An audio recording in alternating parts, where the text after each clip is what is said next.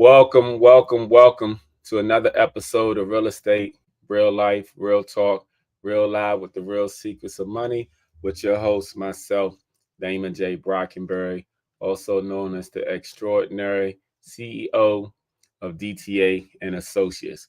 I want to thank you. Today is Friday, September the 12th, 2025. Please follow me on all social media platforms if you are not, and that is Facebook, Instagram, LinkedIn, Twitter, Threads, Snapchat, TikTok, LinkedIn, and YouTube. I appreciate each and every one of you. So, last week, I talked about the top 10 things of what sellers should do. And today, I want to talk about the top 10 things what buyers should do because there's a lot of buyers out there. So, as always, let's hop into the wonderful world of real estate.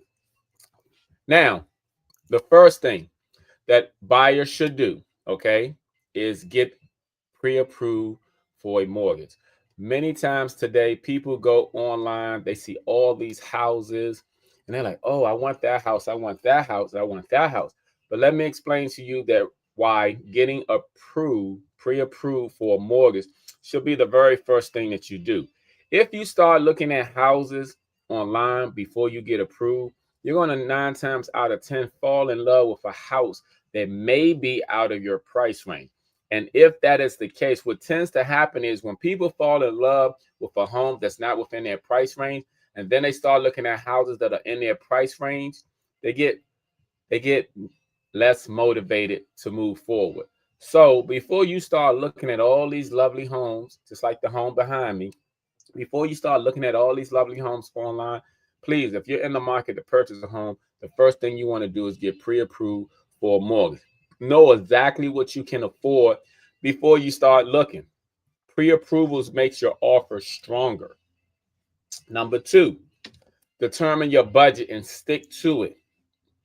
Factor in not just the mortgage, but also property taxes, insurance, HOA fees, utilities, maintenance. And in many cases, I always like to tell people still factor in your daily or weekly cosmetics. Like, for example, there are people who go get manicures, pedicures.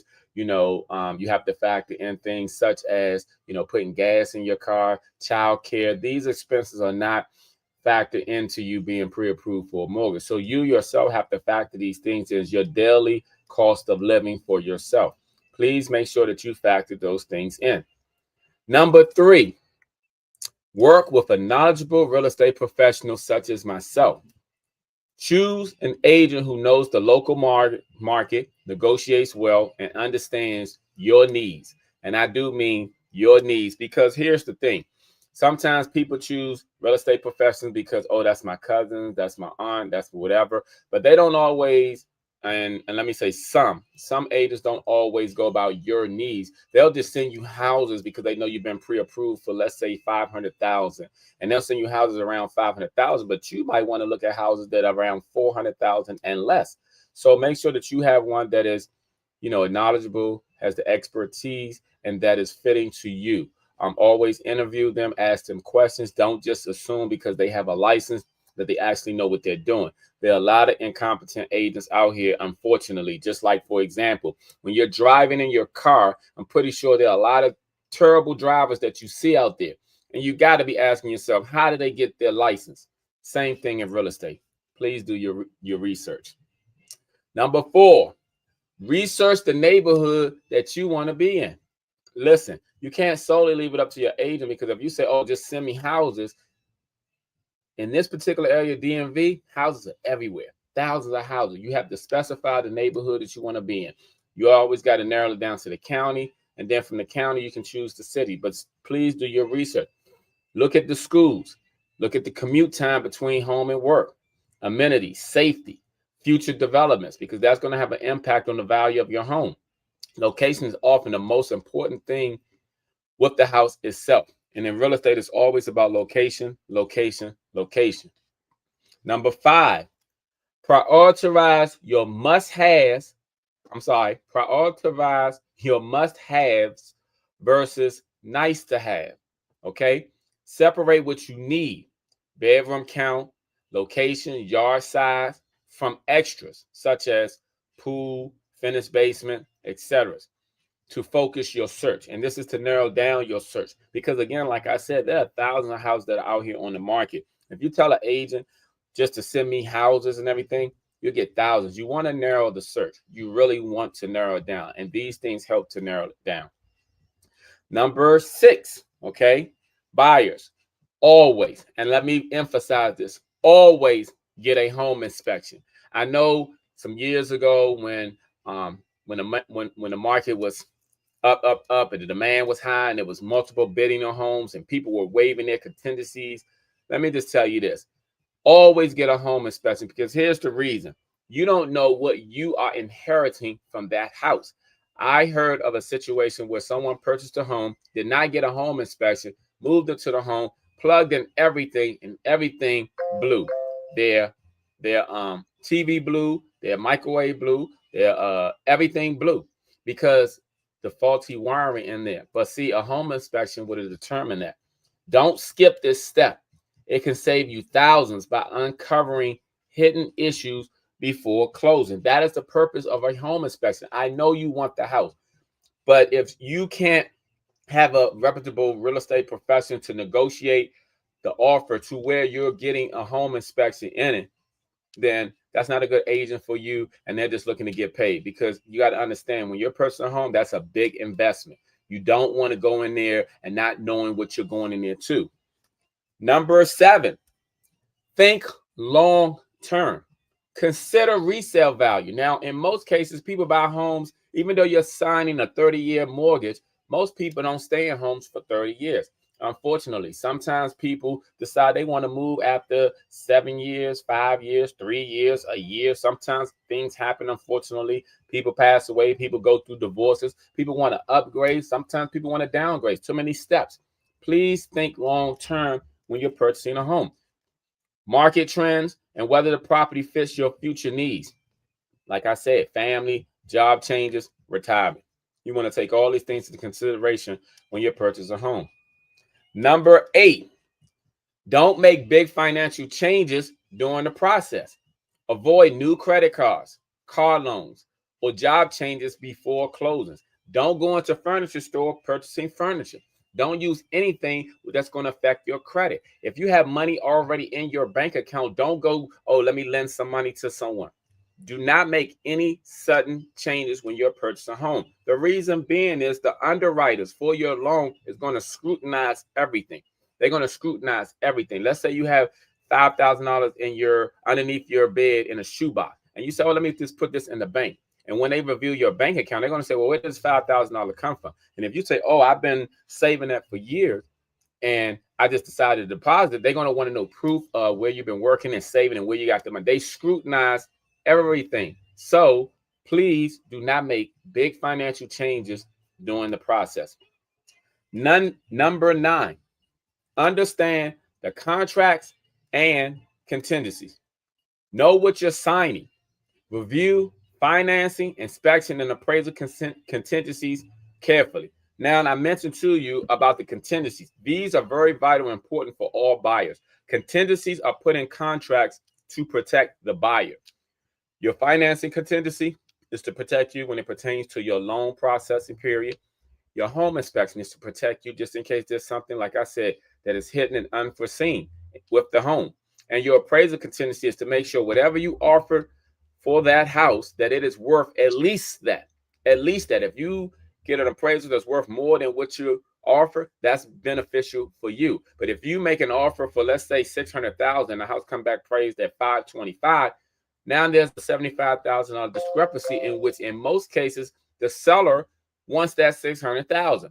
The appraisal contingency is to protect you, to make sure that you can purchase the home at the appraised value. Now, back again, when the market was crazy, there were people who were paying the difference for that.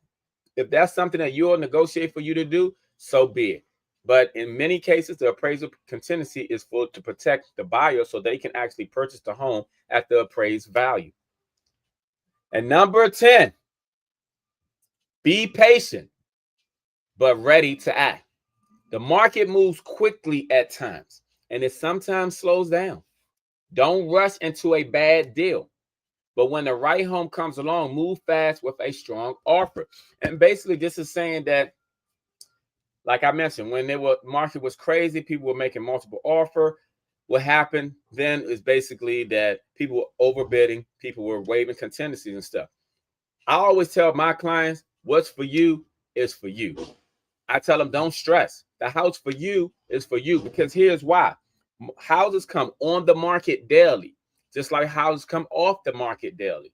And when you least expect it, a home that's meant for you is going to be there. So please, you know what I'm saying, take that into consideration. Be patient, but be ready to move. Because here's the thing, even when the house that comes for you is out there, and then you say, oh, well, I really like this house, but I want to go look for some more. See, the house that you go past today and go and think you're going to come back tomorrow, it's the house that someone's going to come back behind you and purchase today. Otherwise, be ready when you see the house that you really want and everything. Because when it pertains to buying and selling real estate, it's very critical that you pay attention to everything. You listen to your real estate professional, and you be ready, willing, and able. Because when you're ready, willing, and able, like I said, what's meant for you will be for you. All right, I'm going to be back with the Q&A and the H.O.W. And the Q&A is question and answers, and the H.O.W. is House of the Week. I'll be right back. And if you have any questions, send them.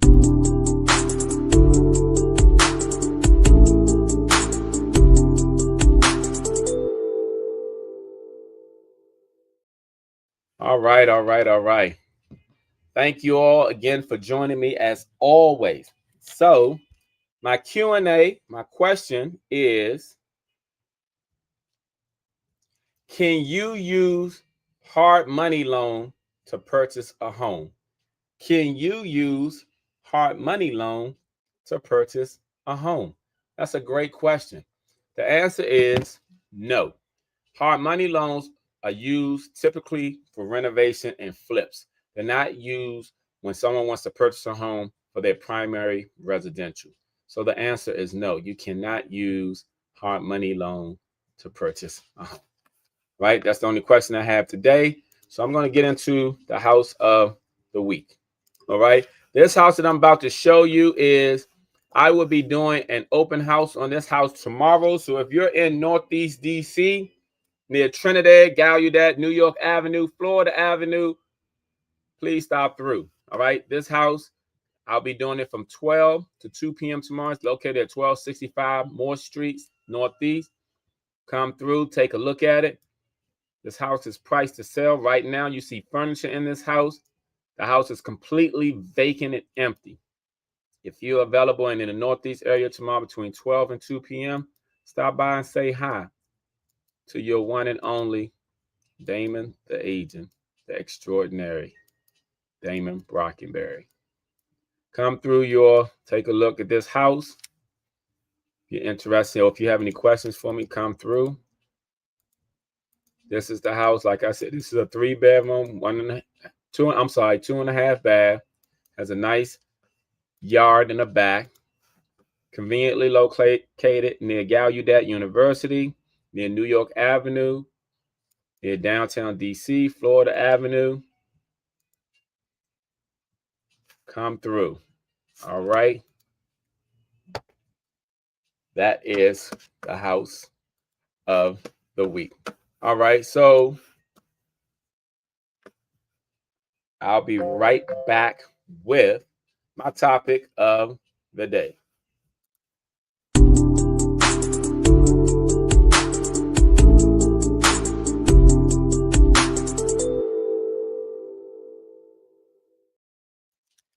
All right, y'all.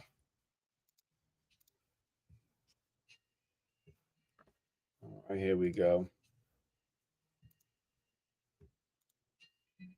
All right, my topic of today is NFL and cuffing season. Now, I first want to talk about the NFL season. As we saw, we're in the second week of the NFL. I have two teams. Both of my teams lost recently. I am a Commanders and Ravens fan. Yes, I used to be a New York Giants fan, so don't ask me why I switched teams. I did.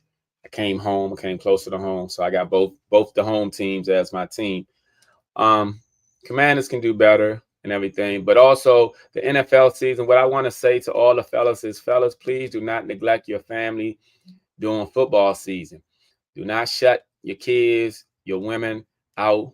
Make sure you still give them attention, at least during halftime, at least during the commercial, and try to implement and involve them in your games there. I know you like to get with the fellas, you like to argue, bet, or do whatever, but please, please, please do not neglect your family. It's very critical because it is.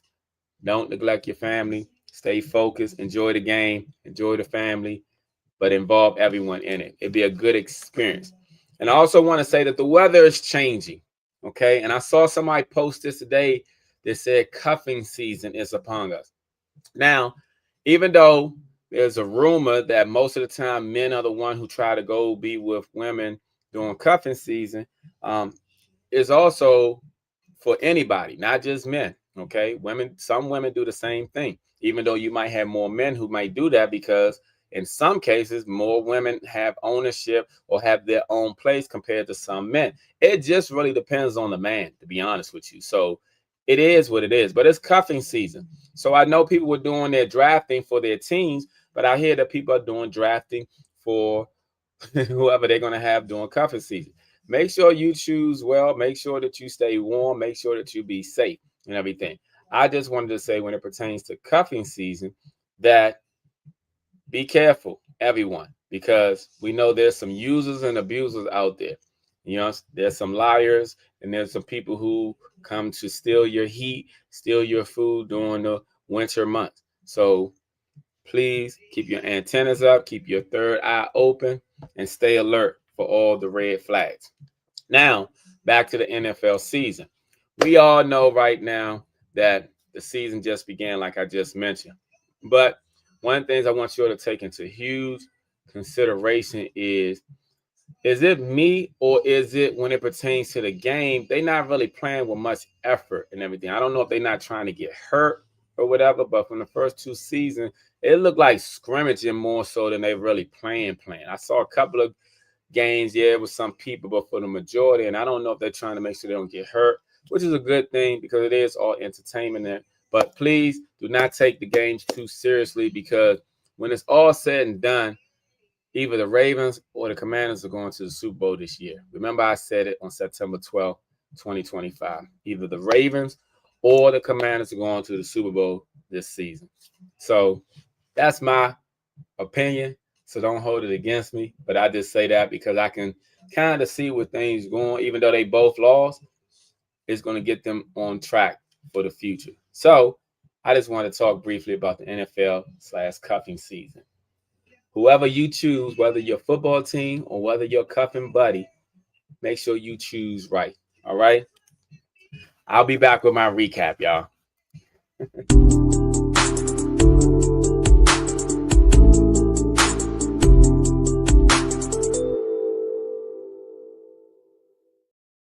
All right, real quick, I'm going to do a quick recap about the 10 things of what buyers should do. Number 1, get pre-approved for a mortgage. Number 2, determine your budget and stick to it. Number 3, work with a knowledgeable real estate professional such as myself, or just reach out to me. I'll be sure and happy to guide you every step of the way. Number 4, research the neighborhoods that you want to move to. Please do. Number 5, prioritize your must-haves versus your nice-to-haves. In other words, prioritize your wants versus your needs. Okay. Number 6, always get a home inspection. I don't care. You don't want to inherit thousands of dollar problems because you want that house that badly. There's a way to negotiate contracts to where you can always win the offer. I know, because I've been doing it for nearly 20 years. Number 7, think long term when you're buying.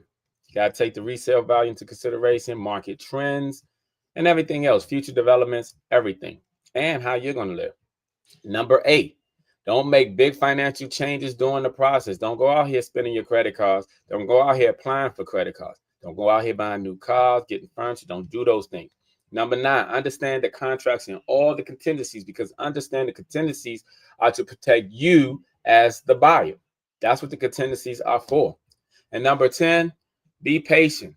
but be ready to act immediately. Okay, because when it's all said and done, that investment that you get is what you have to live with. You're not going to have the real estate professional, the lender, the home inspector, the title company, no one. It's just going to be you, your family, and that house. So be ready. And also, I talked about the NFL/cuffing season. The season is among us, y'all. Choose well when you choose your team, when you choose your partner and everything, or don't choose a partner, or don't choose a team. Just enjoy your life. All right. So I want to thank you all for joining me. Next week is September the 19th. I shall see you all then. You all have a great day, and make sure you follow me on all social media platforms: Facebook, Instagram, LinkedIn, Twitter, Threads, Snapchat, TikTok, YouTube, and LinkedIn. All right. Make sure you follow me on all of those things.